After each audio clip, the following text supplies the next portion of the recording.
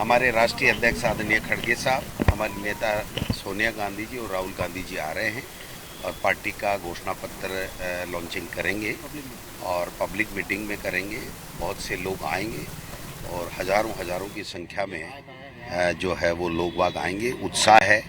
कांग्रेस का शानदार जो 5 साल का हमारा कार्यकाल रहा, हमारी योजनाएं रही, वो अब लोग याद कर रहे हैं कि किस प्रकार से 4 महीने में इन्होंने केवल भ्रमण, भाषण और लोगों को भ्रमित करने का काम किया है। इसके अलावा कुछ भी नहीं किया है। और 10 साल से मोदी जी केवल और केवल धोती घोषणाएं कर रहे हैं, झूठ बोल रहे हैं, झूठे आरोप लगा रहे हैं। आपने देखा होगा कि मोदी जी ने इलेक्शन में कहा था कि मैं हरियाणा और राजस्थान में पेट्रोल के ऊपर एक पर डीजल पर 12 रुपए का फर्क है वो समाप्त कर दूंगा। आज कर दिया क्या?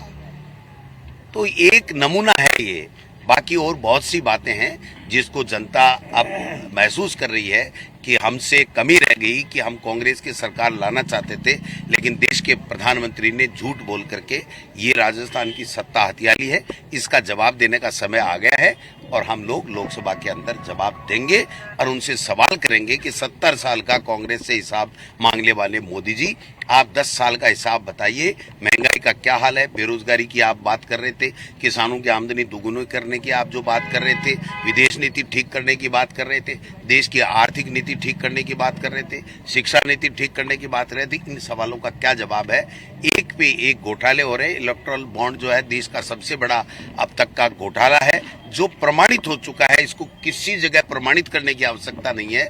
सुप्रीम कोर्ट ने अनकॉन्स्टिट्यूशनल स्कीम और इलीगल पैसा बता दिया।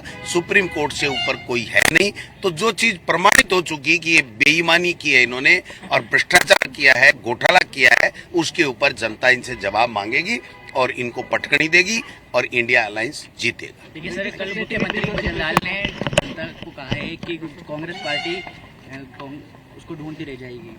किसको?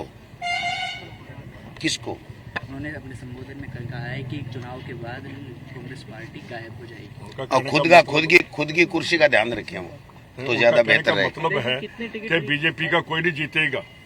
अध्यक्ष जी, कितने टिकट रिकंसिडरेशन में है? कुछ ऐसी बात आई? नहीं, देखिए, जो हमारे सुदर्शन रावत जी थे वो विदेश में थे।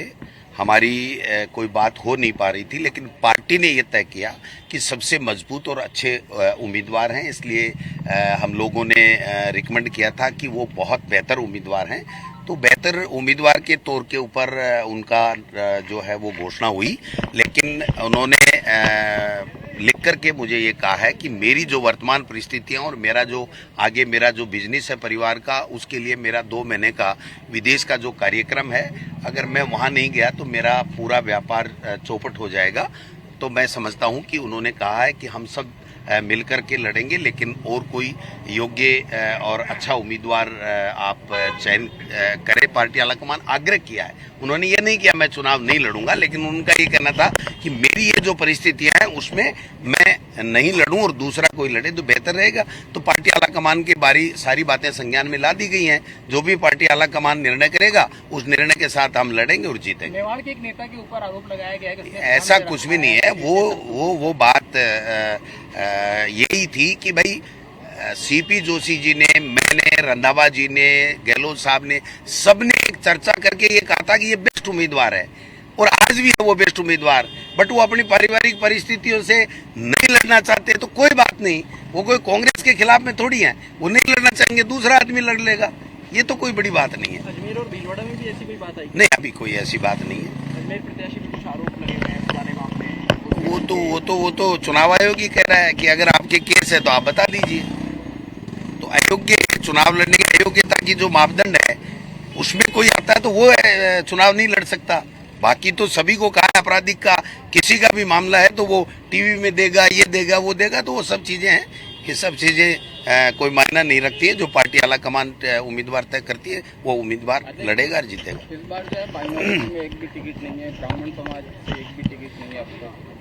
देखिए, जो माइनॉरिटी की बात आ रही है, सारे माइनॉरिटी के तमाम नेताओं ने ये कहा था कि आज देश हित में ये है कि मोदी हटे, ये तानाशाह सरकार दिल्ली से हटे।